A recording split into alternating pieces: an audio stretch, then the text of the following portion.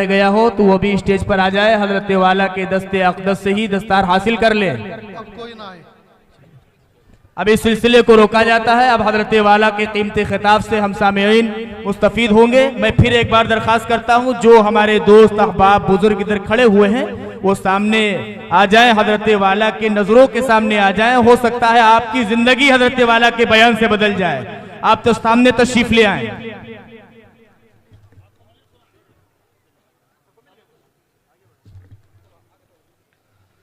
بسم اللہ الرحمن الرحیم۔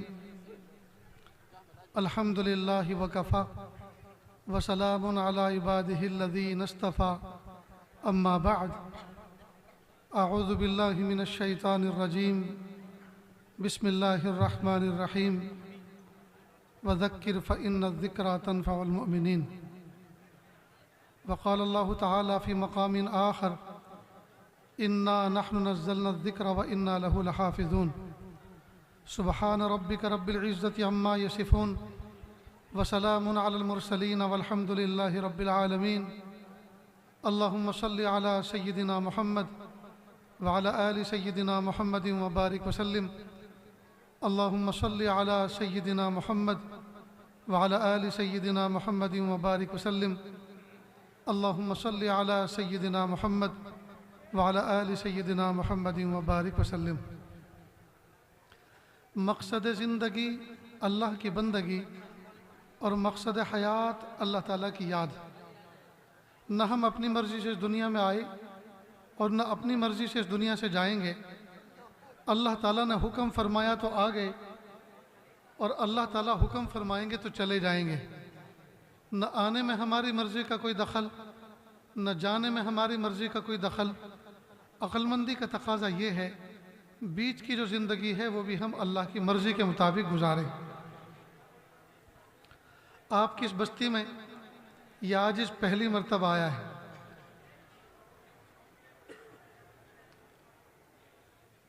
یہ جو کہ جلسے ہوتے ہیں ان کے کچھ مقاصد ہوتے ہیں۔ ان مقاصد میں سے ایک سب سے بڑا مقصد یہ ہوتا ہے طلبہ کرام جو حافظ بنتے ہیں، عالم بنتے ہیں، تعلیم سے فارغ ہوتے ہیں، ان بچوں کی ہمت افزائی کے لیے ایک جلسہ منعقد کیا جاتا ہے تاکہ ان کی ہمت افزائی ہو، ان کا کچھ پروگرام پیش کیا جائے۔ ساتھ ساتھ ان بچوں کی ہمت افزائی کے ساتھ ساتھ ان بچوں کے ماں باپ کو بھی مبارکباد دی جاتی ہے۔ نیز سامنے بیٹھنے والے جو لوگ ہوتے ہیں ان کے دل میں یہ شوق اور جذبہ ہوتا ہے کہ دیکھو بھی فلاں کا بچہ حافظ قرآن بنا، فلاں کا بچہ قاری قرآن بنا، ہمیں بھی اپنے بچوں کو بنانا چاہیے۔ تو ان کی تشکیل ہو جاتی ہے۔ تو فارغ ہونے والے بچوں کی تشجیع اور ہمت افزائی ہو جاتی ہے، اور سامنے والے بچوں کی تشکیل ہو جاتی ہے۔ نیز اساتذہ کرام کی محنت سامنے آتی ہے تو اصحاب خیر حضرات کا دست تعاون دراز ہوتا ہے، اور وہ سوچتے ہیں جہاں اتنا اچھا کام ہو رہا ہے ہمارا کچھ مال وہاں لگنا چاہیے، تو ادارے کا نفع ہو جاتا ہے۔ یہ ہے ان جلسوں کا مقصد۔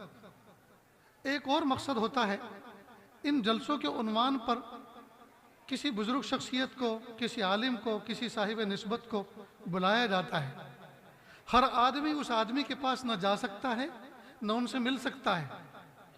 البتہ جب ایسی شخصیات آتی ہیں اداروں کی نسبت پر تو دور دراز سے لوگ آ کر ان کو دیکھ لیتے ہیں، ان کی باتیں سن لیتے ہیں، تو ان کے لیے ایک تاریخ بن جاتی ہے کہ ہم نے فلاں کا بیان بھی سنا ہے، ہم نے ان کو دیکھا بھی ہے، اور ہمیں مصافحے کا بھی موقع ملا ہے۔ تو یہ ان کے لیے ایک ہسٹری بن جاتی ہے، تاریخ بن جاتی ہے۔ نیز جب اللہ کا بندہ کوئی دور دراز سے سفر کر کے اللہ کی نسبت پر آتا ہے اور ان کے قدم ہماری بستی میں پڑتے ہیں تو اللہ تعالیٰ نہ جانے کتنی خیر کے آنے کا باعث بنا دیتے ہیں، اور کتنی مصائب اور کتنی آزمائش اور پریشانیاں بستیوں سے اللہ دور فرما دیتے ہیں ان کے قدموں کی برکت سے، ان کی دعاؤں کی برکت سے۔ یہ ہے کسی ادارے کے اندر کسی جلسے کا مقصد۔ لیکن عام طور پر دیکھا یہ جا رہا ہے کہ ہر بندہ چمکنے کی کوشش کرتا ہے۔ جلسے جلوس کے موقع بھی ایسے آتے ہیں ہر آدمی کچھ ایسا شوٹ بوٹ پہن کے آتا ہے، سوچتا ہے جہاں کیمرے اور ان کے فلٹ برس رہے ہیں ان کی چھاؤں میں ہم بھی بیٹھیں تاکہ ہم بھی امر ہو جائیں، ہم بھی ہمیشہ کیمروں کی آنکھ میں محفوظ ہو کر امر ہو جائیں۔ اب اللہ تعالیٰ جانتے ہیں کہ کون امر ہے جی، اور کون کامیاب اور کون ناکام ہے، وہ تو قیامت کے دن پتہ چلے گا۔ لہذا سامنے بیٹھنے سے زیادہ اسٹیج پہ بیٹھنے کی زیادہ اہمیت ہوتی ہے، حالانکہ نفع سامنے والوں کو ہوتا ہے، پشت پہ بیٹھنے والوں کو نہیں ہوتا۔ کسی کی نظر میں رہنا سیکھیں، جب تک کسی کی نظر میں رہنا نہیں سیکھیں گے تو بات دل میں اترے گی نہیں۔ لہذا اس عاجز کا بہت سی جگہوں پہ ایسا جانا ہوتا ہے جہاں مجمع زمین پہ بیٹھنے سے زیادہ اسٹیج پہ بیٹھنے کا خواہش مند ہوتا ہے، اور ہمیں ہر وقت یہ دغدغہ لگ رہتا ہے کہ یہ اسٹیج کب ٹوٹے گا۔ نیز اناؤنسر کو بھی خوب جوہر دکھانے کا موقع ملتا ہے، وہ ایسے گلے پھاڑ پھاڑ کے اناؤنسری کرتا ہے کہ کئی دن تک اس کو وکس گھسنا پڑتا ہوگا اپنے گلے پر، اور نہ جانے کن کن لوگوں کو کیا کیا جوہر دکھانے کا موقع ملتا ہے۔ رہ گئی رسم اذاں روح بلالی نہ رہی، فلسفہ رہ گیا تلقین غزالی نہ رہی، مسجدیں مرثیہ خواہیں کہ نمازی نہ رہے، یعنی وہ صاحب اوصاف حجازی نہ رہے۔ میرا اپنے رشتہ داروں سے ملنے کے لیے 98 میں لاہور جانا ہوا، تو راستے کے بیچوں بیچ ایک مسجد نظر آئی، تو میں نے ڈرائیور سے کہا، جو رشتہ دار کے ڈرائیور تھے، کہ بھئی یہ مسجد شاہراہ کے بالکل بیچوں بیچ، کہ یہ مسجد شب بھر ہے، کہ یہ وہی ہے جو علامہ اقبال نے اپنے شعر میں پیش کیا؟ کہ جی۔ میں نے کہا گاڑی کنارے کرو، مجھے دیکھنا ہے۔ خیر اس مسجد کو دیکھا، اس مسجد کے امام صاحب سے، مؤذن صاحب سے ملاقات ہوئی، اور پورا منظر آنکھوں کے سامنے آ گیا۔ ہوا یہ کہ لاہور میں جس زمانے میں بہت ساری قومیں، بہت سے مذاہب کے لوگ رہتے تھے، تو ایک خان صاحب تھے پٹھان، خونچہ فروش۔ ظہر کی نماز کا وقت ہوا، انہوں نے خونچہ ایک طرف رکھا اور اذان دی، اور اذان دینے کے بعد نماز پڑھی۔ کسی نے کہا، اے میاں جی یہ تم نے کیا کیا ہے یہاں؟ ہمارے گھر کے سامنے تم نے نماز پڑھی؟ تو میں ہو گئی۔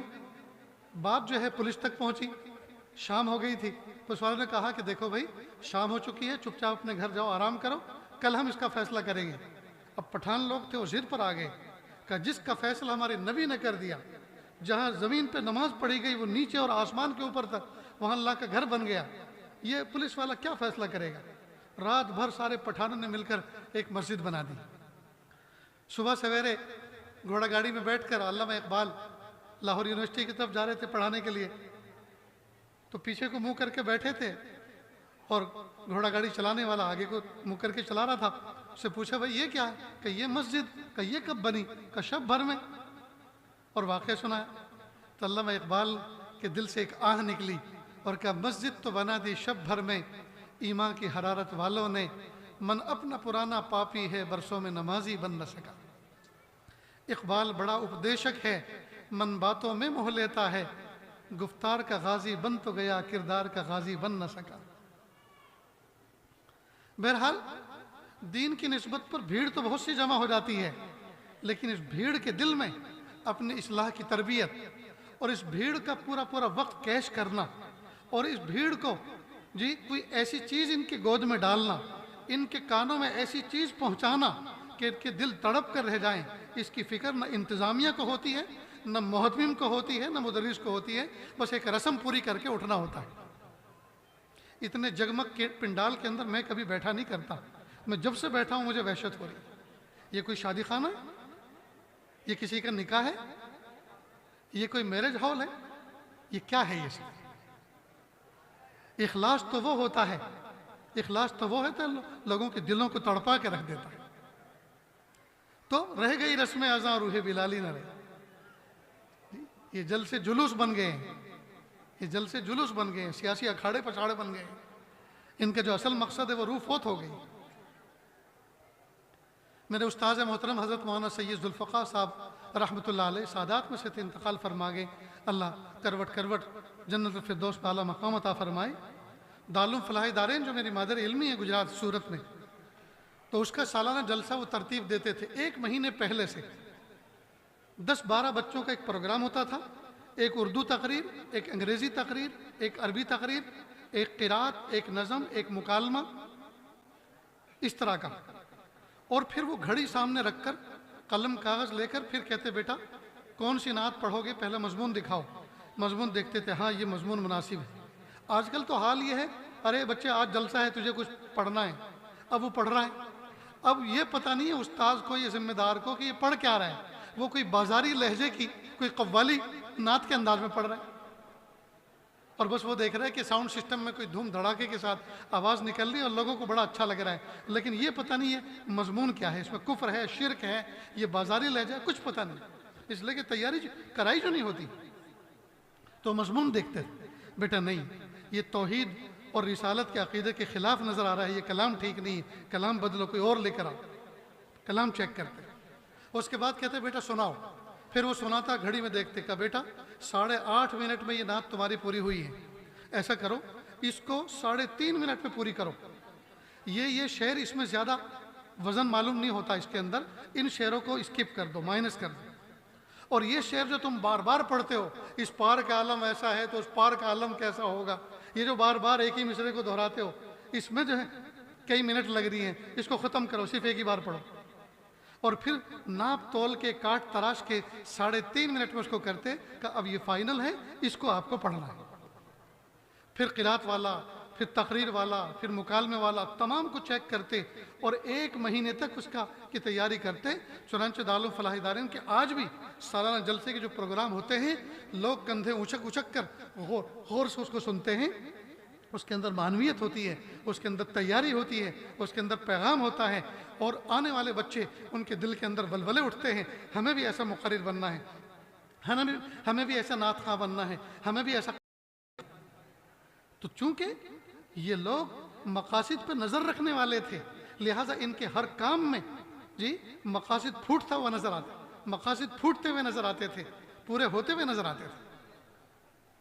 اور اب کیا ہے، صرف رسم ہے، نشستن دخردن دو برخاستن، آئے بیٹھے کھائے پیا چلے گئے۔ آج کل لوگ کہتے ہیں حضرت دعا کرنا ہمارا جلسہ کامیاب ہو، تو کیا مطلب؟ کہا زیادہ سے زیادہ بھیڑ آئے، اور جب چلے جاتے ہیں تو کہتے ہیں حضرت جلسہ بڑا کامیاب رہا۔ میں نے کہا کیا کامیاب رہا؟ کہ جی 40 دیگ تو بریانی کی تھی اور 10 دردے کی تھی، سب ختم۔ تو گویا بھیڑ جمع کرنا اور کھانا زیادہ سے زیادہ کھلانا، یہ جلسے بن گیا۔ ہائے ہائے، رہ گئی رسم میں سائیکلوں پر جاتے تھے جی، اور دلوں کو تڑپا کے جاتے تھے، اور لوگ سنتے تھے بڑی محبتوں کے ساتھ، عظمتوں کے ساتھ، اور ان کی آمد کے 40 دن، سال بھر ان کی برکات اور اثرات لوگ اپنے دلوں میں محسوس کرتے تھے۔ کیوں؟ بلانے والے بھی مخلص تھے، آنے والے بھی مخلص تھے، سننے والے بھی مخلص تھے۔ اور اب اخلاص کی جگہ اب تو سارے کے سارے مفلس ہیں، نہ آنے والے میں اخلاص ہے، نہ بلانے والے میں اخلاص ہے، نہ سنانے والوں میں اخلاص ہے، نہ خرچ کرنے والوں میں اخلاص ہے، سب کا جنازہ نکل چکا ہے۔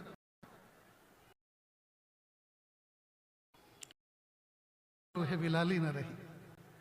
آج اس شعر کی جتنی اہمیت میرے اوپر کھلی ہے، اس سے پہلے شاید ہی کبھی کھلی۔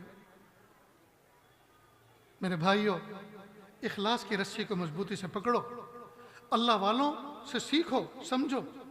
جلسے جلوس یہ بھی ایک سیکھنے کی چیز ہے، اور جو بہت اعلیٰ معیار کے ادارے کام کر رہے ہیں وہاں جا کر سیکھو، معلوم کرو کہ جلسے کس طرح سے کیے جاتے ہیں، دعوت کس طرح سے دی جاتی ہے۔ بڑے بڑے اشتہارات شاہراہوں پہ لگا دیے اور پریشر بناتے ہیں، ہم نے شہر کی ہر شاہراہ پہ آپ کا نام چھاپ دیا ہے، گویا خوش کر رہے ہیں، چھاپ دیا، آپ کو آنا ہی پڑے گا، آپ کو آنا ہی پڑے گا، اور آنا پڑے گا، اور جیسے ہم نے پروگرام بنایا ویسے کرنا پڑے گا۔ آپ کی باری 12:30 بجے آئے گی، 12:30 سے 1 بھی بج سکتا ہے، آپ کو وہاں تک بیٹھنا پڑے گا۔ تمہاری روح نکلتی اور نکلنے تو ہمیں اس کی کوئی پرواہ نہیں۔ اس کا مطلب یہ کہ آنے والا غلام ہے، چاہے جیسے اس کو موڑ لو، چاہے جیسے اس کو استعمال کر لو، اس کی کوئی اہمیت ہی نہیں ہے، اس کا کوئی وقار ہی نہیں ہے، اس کے اوقات کی کوئی اہمیت ہی نہیں ہے، اس کے ساتھ کوئی عوارض و اعراض۔ آپ ہماری بات کو مان کے چلیں، یہ تو تحکم ہے، یہ تو اعلیٰ قسم کا تکبر ہے، یہ بہت بری بات ہے۔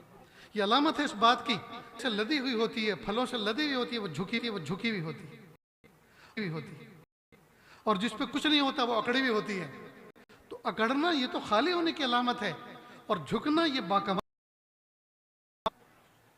مٹنے والوں کی ہمیشہ پس گیا سرما تو آنکھوں میں جگہ پائی.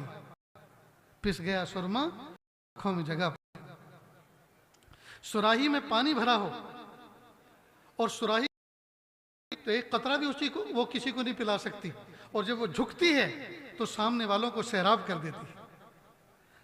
یہ جھکتی ہے, اپنے آپ کو جھکاتی ہے, سامنے والوں کو سیراب کر دیتی ہے. جھکنا سیکھ.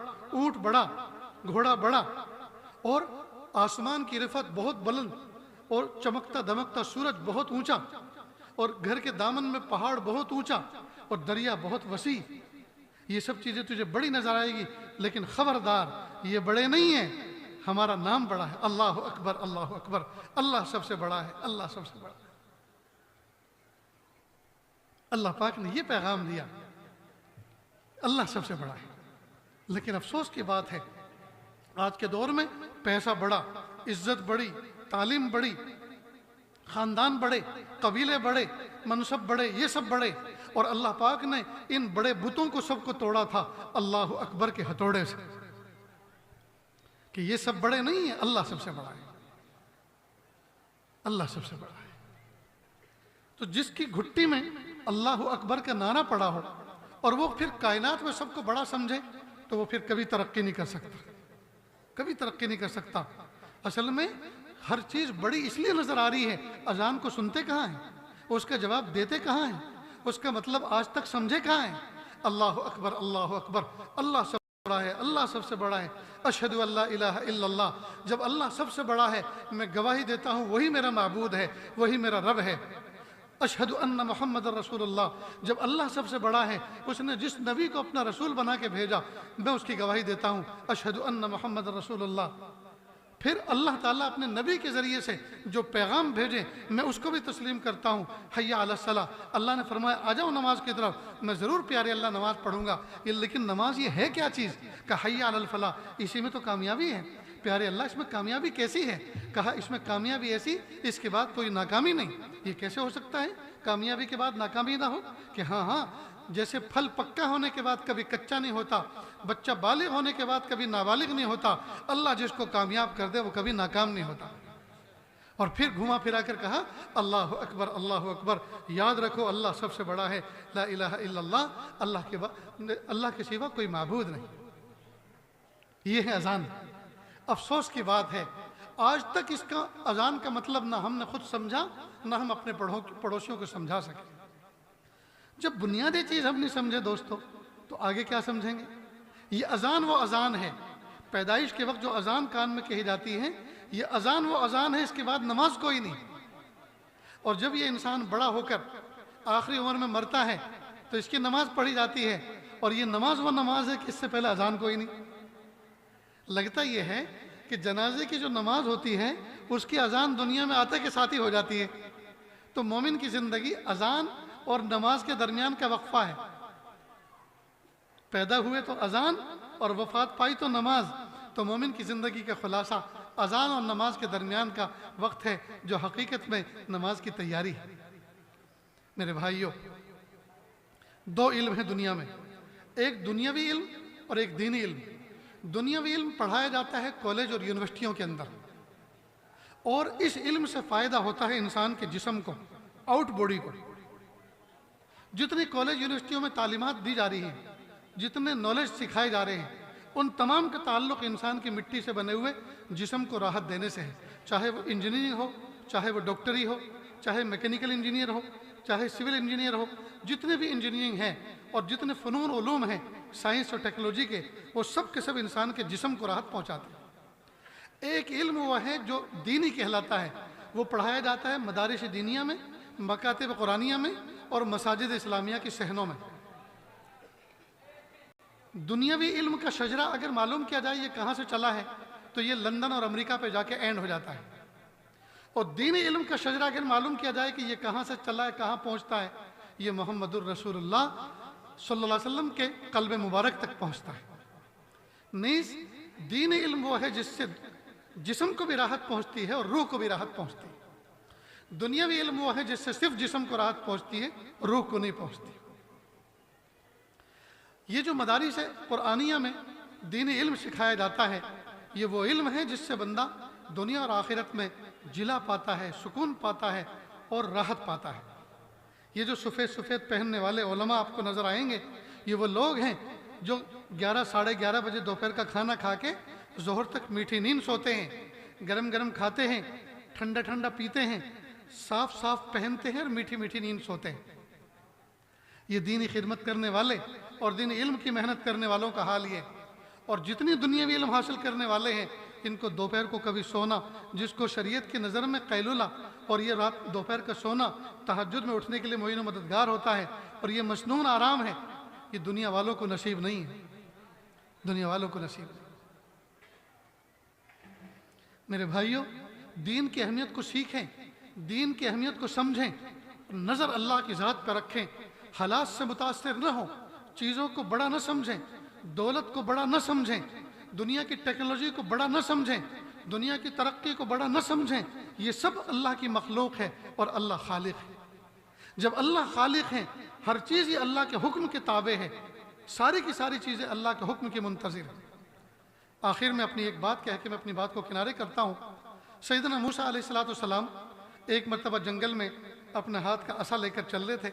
اللہ پاک نے پوچھا، وَمَا تِلْكَ بِيَمِينِكَ يَا موسیٰ، اے میرے لاڈلے موسیٰ، آپ کے دائیں ہاتھ میں کیا ہے؟ قَالَ هِيَ عَصَايَ، پیارے اللہ یہ تو میری لاٹھی ہے۔ بات ختم ہو گئی تھی، پوچھنے والے اللہ، جواب دینے والے موسیٰ کلیم اللہ، اور بات ختم ہو گئی تھی۔ اللہ تو خود بھی جانتے ہیں کہ موسیٰ کو میں نے پیدا کیا، اور یہ لاٹھی جس کو لے کے پھر رہے ہیں، کون سے درخت سے اس کو کاٹا گیا ہے، اس کو بھی میں نے پیدا کیا، اللہ جانتے تھے۔ لیکن حضرت موسیٰ سے پوچھا، دیکھیں یہ کیا جواب دیتے ہیں۔ تو حضرت موسیٰ نے شارٹ جواب نہیں دیا 2 جملوں میں کہ اللہ یہ میری لاٹھی ہے، بلکہ کیا پیارے اللہ یہ میری لاٹھی ہے، اتوکل علیہا، اس پہ میں ٹیک لگاتا ہوں اور اس کے ذریعے سے میں درختوں پہ اس کو مار کر پتے گراتا ہوں اپنے جانوروں کو، بکریوں کو چرانے کے لیے۔ ولی فیہا مآرب اخری، پیارے اللہ یہ بڑے کام کی چیز ہے، اور بھی بہت سے میرے مقاصد اس کے ساتھ وابستہ ہیں۔ اللہ نے کہا اچھا موسیٰ یہ اتنے کام کی چیز ہے؟ کہ جی ہاں یہ بڑے کام کی چیز ہے۔ کہ القیہا یا موسیٰ، اے موسیٰ اس کو ذرا ہاتھ سے چھوڑ دو، گرا دو۔ تو حضرت موسیٰ علیہ السلام نے یہ نہیں کہا پیارے اللہ آپ نے پوچھا کیا ہے، میں نے صاف صاف جواب دے دیا، اس کے فائدے بتا دیے، اب آپ کہہ رہے ہیں چھوڑ دو، تو کیا میرا جواب آپ کو اچھا نہیں لگا؟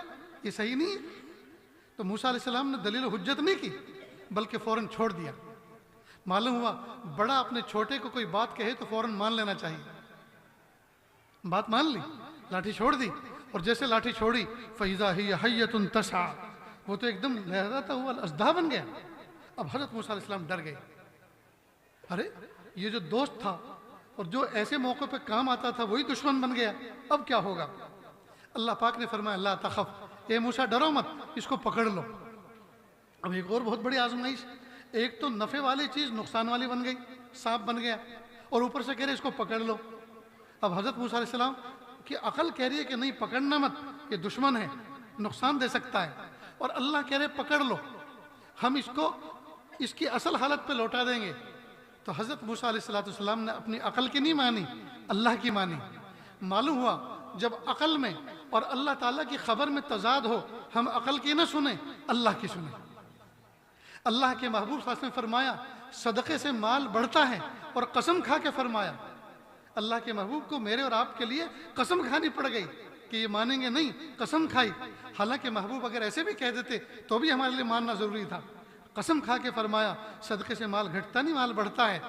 100 میں سے 5 روپے میں نے صدقہ نکالا، 95 بچے تو 5 گھٹ گئے۔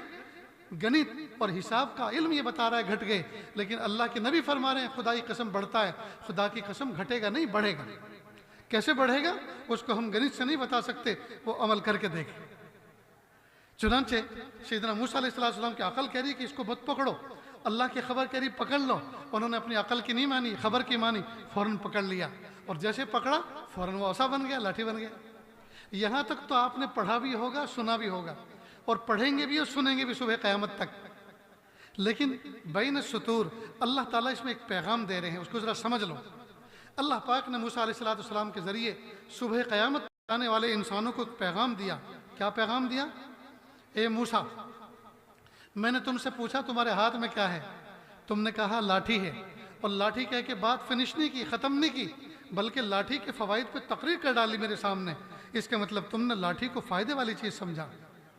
پھر جب میں نے کہا اس کو چھوڑ دو، تم نے چھوڑ دیا، وہ سانپ بن گیا، ہم نے سانپ بنا دیا۔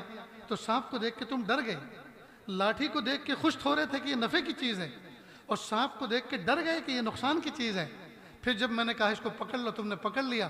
پھر ہم نے اس کو اصل حالت میں تبدیل کر دیا، لاٹھی بنا دیا۔ لاٹھی کو دیکھ کے تم پھر خوش ہو گئے۔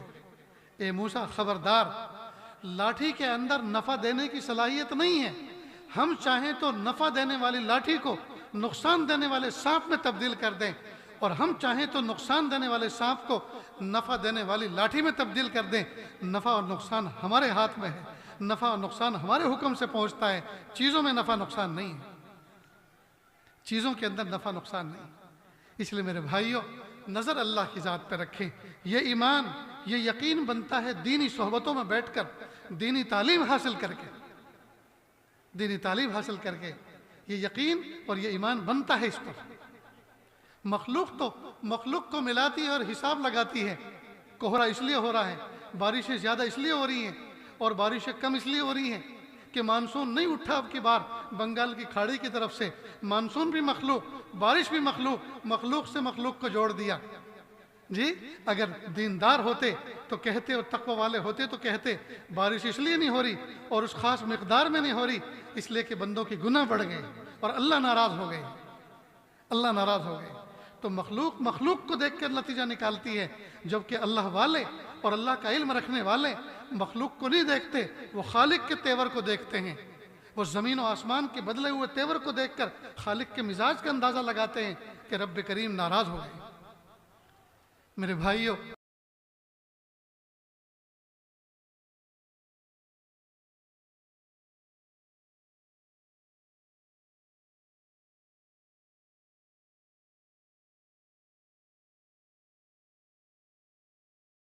دنیا میں بھی کامیابی ہے اور آخرت میں بھی کامیابی۔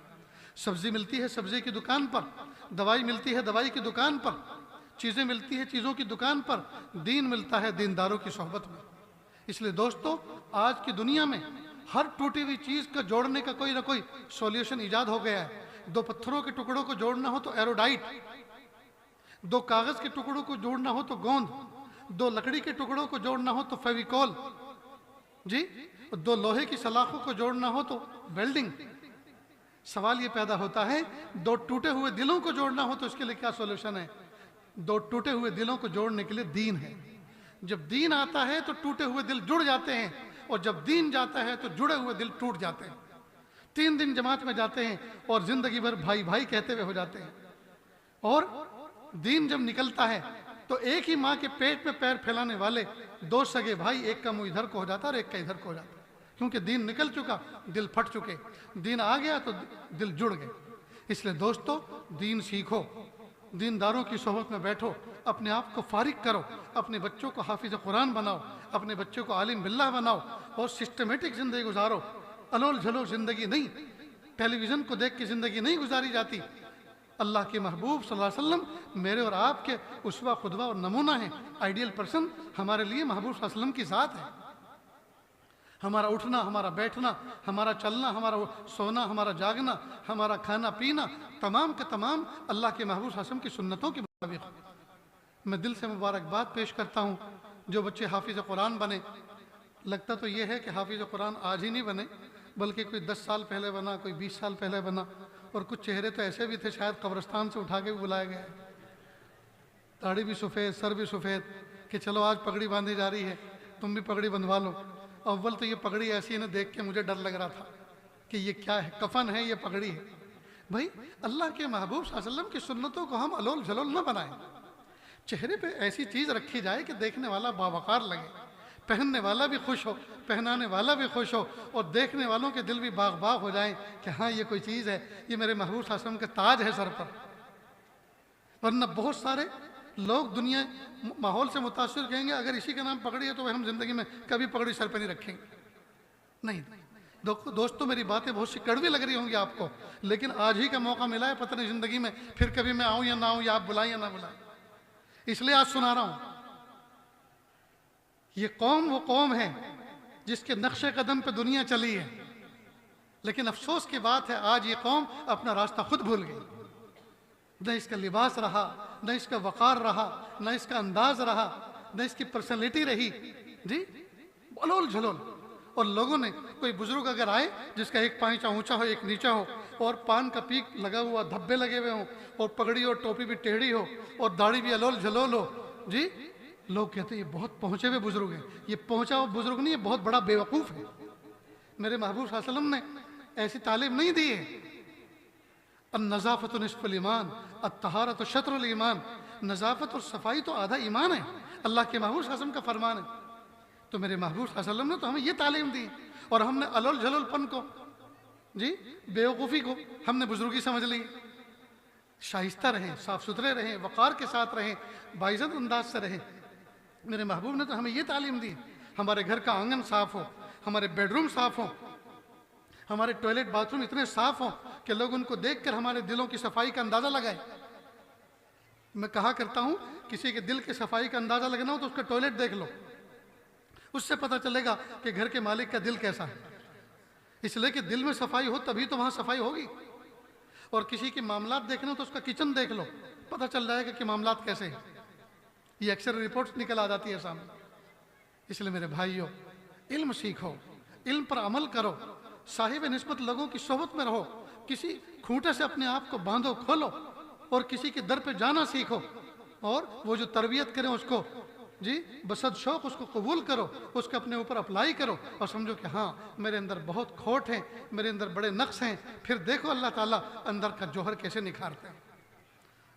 جب تک ڈانٹ نہ پڑی ہو تب تک اندر کے ڈینٹ نکلتے نہیں ہیں. ڈینٹ کہتے ہیں گدوں کو. گاڑی ٹھک جاتی ہے، گدے پڑ جاتے ہیں تو اس کے جو ڈینٹ نکالے جاتے ہیں، ٹھوک پیٹ کر کے نکالے جاتے ہیں. انسان کی تربیت میں بھی بہت سے ڈینٹ ہوتے ہیں اور وہ نکلتے ہیں ڈانٹ سے. اللہ تعالیٰ سے دل سے دعا ہے اللہ تعالیٰ اس بستی کو اپنی رحمت سے ڈھانپ لے. اللہ تعالیٰ اس بستی کے اندر رحمت کا فرمائے اور جو بچے ہیں اللہ تعالیٰ ان کو آنکھوں کی ٹھنڈک بنائے. میرا دل کہہ رہا ہے اللہ اللہ اللہ. اس کے بعد انشاءاللہ 2-5 منٹ میں دعا کریں گے.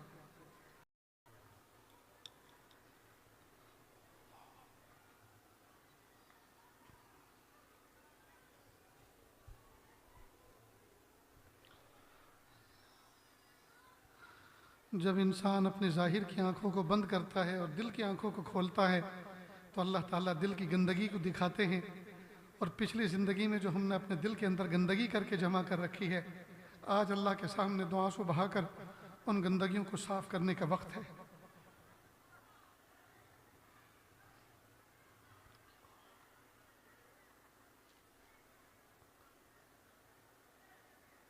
کس سے مانگیں کہاں جائیں کس سے کہیں، اور دنیا میں حاجت روا کون ہے. کس سے مانگیں کہاں جائیں کس سے کہیں، اور دنیا میں حاجت روا کون ہے. سب کا داتا ہے تو، سب کو دیتا ہے تو، اور بندوں کا تیرے سوا کون ہے. رزق پر جس کے پلتے ہیں شاہ و گدا، تجھ عہد کے سوا دوسرا کون ہے. کون مقبول ہے کون مردود ہے، کون مقبول ہے کون مردود ہے. بے خبر کیا خبر تجھ کو کیا کون ہے. جب تلیں گے عمل سب کے میزان پر، جب تلیں گے عمل سب کے میزان پر، تب کھلے گا کہ کھوٹا کھرا کون ہے. جب تلیں گے عمل سب کے میزان پر، جب تلیں گے عمل سب کے میزان پر، تب کھلے گا کہ کھوٹا کھرا کون ہے. اے فقیر اس کو تو فضل باری سمجھ، ورنہ تیری طرف دیکھتا کون ہے. اے فقیر اس کو تو فضل باری سمجھ، ورنہ تیری طرف دیکھتا کون ہے۔ کس سے مانگے کس سے مانگیں، کہاں جائیں کس سے کہیں، اور دنیا میں حاجت روا کون ہے۔ سب کا داتا ہے تو، سب کو دیتا ہے تو، اور بندوں کا تیرے سوا کون ہے۔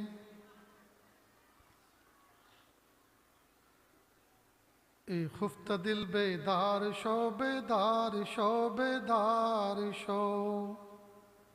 اے سوئے ہوئے دل جاگ جا، جاگ جا، کب تک سوتا رہے گا۔ در یاد حق مشغول شو، مشغول شو، مشغول شو۔ بہت زمانہ ہو گیا سوتے ہوئے غفلت میں، اب اللہ کی یاد میں لگ جا، اللہ کی یاد میں مصروف ہو جا۔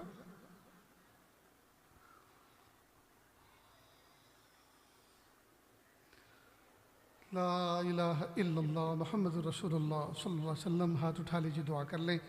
بسم اللہ الرحمن الرحیم۔ لا احصی ثناء علیک انت کما اثنیت علی نفسک، رب اغفر ورحم وانت خیر الراحمین۔ حسبی اللہ لا الہ الا ہو، علیہ توکلت وہو رب العرش العظیم۔ اللہ جی، ہم ظاہر میں آپ کے بندے اور بندیاں ہیں، حقیقت میں نہایت گندے ہیں۔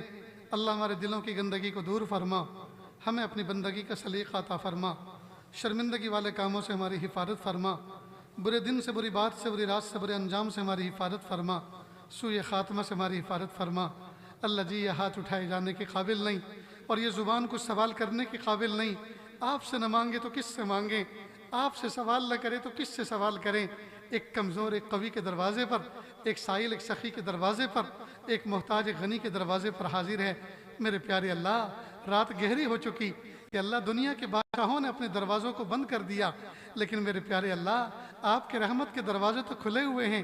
اے وہ ذات کہ جس نے آسمان کو زمین پر گرنے سے بغیر کسی ستون کے روک رکھا ہے، یا اللہ مجھ پر اور سارے مجمع پر اور پوری امت پر نفس و شیطان کو گرنے سے بچا لیجئے، نفس و شیطان کو گرنے سے بچا لیجئے۔ اللہ جی، تقوی دے دیجئے، پاکیزگی دے دیجئے، معرفت دے دیجئے، قرب دے دیجئے، ولایت دے دیجئے، مقام احسان دے دیجئے، مقام احسان کا کامل احساس دے دیجئے۔ یا اللہ، اتنے سارے حفاظ جن کی ہمت افزائی ہوئی، جن کو سند سے نوازا گیا، میرے پیارے اللہ، یہ عاجز بندہ دنیا میں نہ جانے کہاں کہاں مدارس کے جلسوں میں جاتا ہے، کہیں 100 حافظ، کہیں 200 حافظ، کہیں 300، کہیں 400۔ پیارے اللہ، حفاظ کرام کی کھیپ بیٹھی ہوتی ہے، معصوم معصوم بچے قرآن پاک ہاتھ پہ لے کر، سر پہ پگڑیاں بندھوا کر بیٹھے ہوتے ہیں۔ اللہ جی، ان بچوں میں کوئی بچہ ایسا بھی ہوتا ہے، کسی کی ماں نہیں ہوتی، کسی کا باپ نہیں ہوتا، اور جلسے کے اندر مجمع کھچا کھچ بھرا ہوتا ہے۔ ہر بچے نے اپنے باپ کو، اپنے بھائیوں کو بلایا ہوتا ہے، ابو جی میری دستار بندی ہونے والی ہے، علماء بزرگان دین آنے والے ہیں، آپ ضرور آنا اور میری اس خوشی میں شریک ہونا۔ باپ خوشیوں کے ساتھ کچھ سوغات لے کر آتا ہے، انعام لے کر آتا ہے، اور بچہ جب دعا کے بعد اٹھتا ہے، باپ اپنے بچے کو سینے سے لگا لیتا ہے، اس کے سر پہ ہاتھ پھراتا ہے۔ لیکن وہ یتیم بچہ جس کا باپ نہیں ہوتا، وہ چاروں طرف سوچتا ہے مجھے بھی کوئی سینے سے لگاتا، اگر میرے ابا ہوتے تو مجھے سینے سے لگا لیتے، لیکن آج میرے ابا نہیں ہے، آج میری امی نہیں ہے۔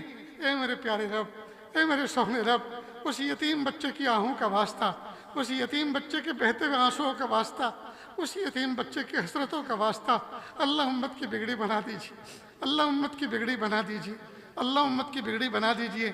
اللہ، یہ جو مدارس عربیہ اور مدارس اسلامیہ ہیں، اللہ سینکڑوں ہزاروں بچے ان میں پڑھتے ہیں۔ اللہ، ان میں کچھ بچے ایسے بھی ہوتے ہیں، کوئی یتیم ہوتا ہے، کوئی مسکین ہوتا ہے، کسی کی ماں نہیں ہوتی، کسی کا باپ نہیں ہوتا، کسی کے دونوں نہیں ہوتے، اور کسی کے ہوتے ہیں تو کسی کام کے نہیں ہوتے، غافل ہوتے ہیں، جاہل ہوتے ہیں۔ پیارے اللہ، کئی مرتبہ ایسا بھی ہوتا ہے، یہی یتیم بچہ جس کی نہ ماں ہوتی ہے نہ باپ، مدرسے کے صدر دروازے پر عصر کے وقت کھڑا ہوا ہوتا ہے۔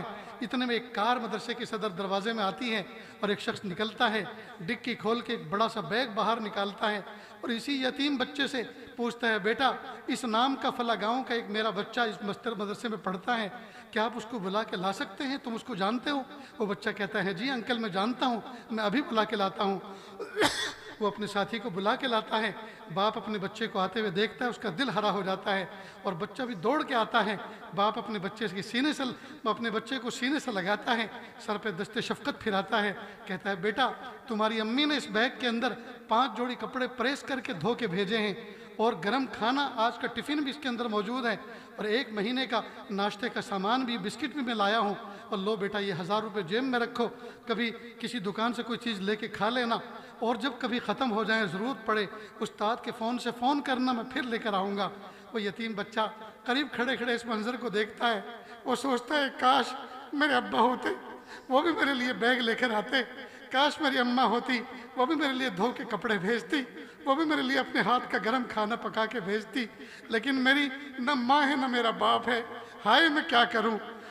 جب اس کے آنسو بہنے لگتے ہیں تو وہ فوراً وضو خانے میں چلا جاتا ہے اور اپنے بہتے ہوئے آنسوؤں کو نالی کے راستے وضو کے پانی سے بہا دیتا ہے۔ میرے پیارے رب، سونے اور ہیرے اور جواہرات سے قیمتی اس کے آنسو، اس یتیم بچے کے آنسو نالی میں بہہ جاتے ہیں۔ اللہ اس کے بہتے ہوئے آنسوؤں کا واسطہ اللہ امت کی بگڑی بنا دیجیے، اللہ امت کی بگڑی بنا دیجیے، اللہ امت کی بگڑی بنا دیجیے۔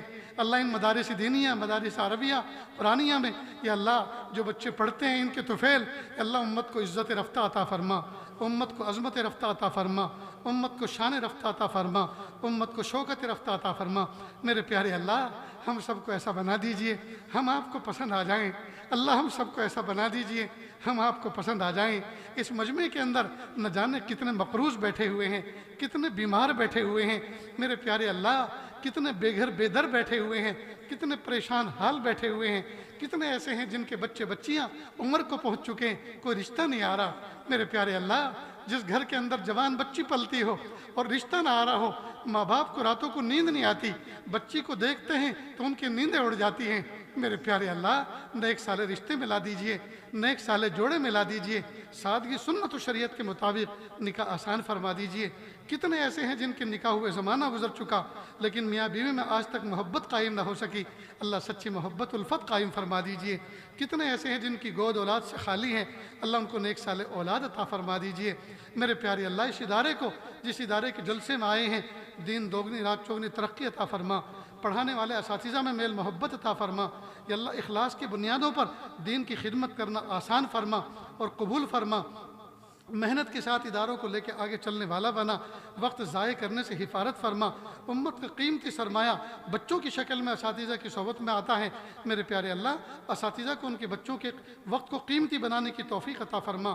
استادوں اور بچوں کے درمیان میں حاکم اور محکوم کا رشتہ نہیں بلکہ مشفق باپ اور بیٹے کا رشتہ بنا، میرے پیارے اللہ استاد اور شاگردوں کے درمیان میں یا اللہ الفت اور محبت کا رشتہ قائم فرما، یا اللہ ظالم حاکم اور محکوم کا رشتہ قائم ہونے سے حفاظت فرما، یا اللہ ان اداروں کو دن دونی رات چوگنی ترقی عطا فرما، اصحاب خیر کے دستے تعاون کو متوجہ فرما، یا اللہ بستی کے اندر جتنے افراد ہیں یا اللہ تمام کو محبتوں کے ساتھ علماء کی قدردانی کرنے کی توفیق عطا فرما اور ان سے دین سیکھنے، ان کے نقش قدم پر چلنے کی توفیق عطا فرما، یا اللہ اس بستی کے اندر علماء صلحاء کا گزر بسر فرما اور بستی میں رہنے والے بچوں کو یا اللہ علماء صلحاء کے درجے میں قبول فرما۔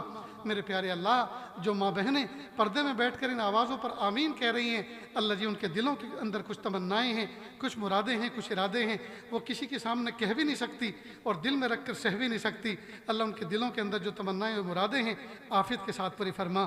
اللہ جو بیمار ہیں ان کو شفا عطا فرما، جو کمزور ہیں ان کو قوت عطا فرما، جو بے گھر بے در بے سہارا ہیں ان کو سکون و سہارا عطا فرما، یا اللہ ہمارے ملک کی حفاظت فرما، ملک کی سرحدوں کی حفاظت فرما، یا اللہ جہاں جہاں ظالم مظلوموں پہ ظلم کر رہے ہیں اللہ ظالموں کی قسمت میں ہدایت دے کر کام ختم فرما، اور نہیں ہے تو اللہ ان کے ناپاک وجود سے دھرتی کے بوجھ کو ہلکا فرما، قوم عاد و سمود کی طرح ان کی بوٹی بوٹی بکھیر دیجئے، یا اللہ ان کو نشان عبرت بنا دیجئے، اور اہل ایمان کے اللہ جہت ستہ سے حفاظت فرمائیے، تینوں حرم پاک کی حفاظت فرمائیے، مدارس دینیہ، مکاتب قرآنیہ، مساجد اسلامیہ، وہ خانقاہیں جو اللہ اللہ سکھایا جاتا ہے اللہ سب کی حفاظت فرما۔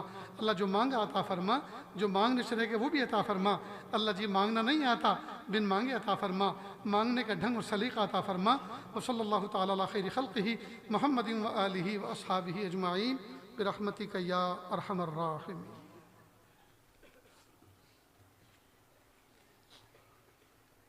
باوجود طویل سفر کر کے ہماری حقیر سی دعوت پہ لبیک کہا ہے، ہم ان کا شکریہ ادا کرتے ہیں. ہمارے پاس شکریہ کے وہ الفاظ نہیں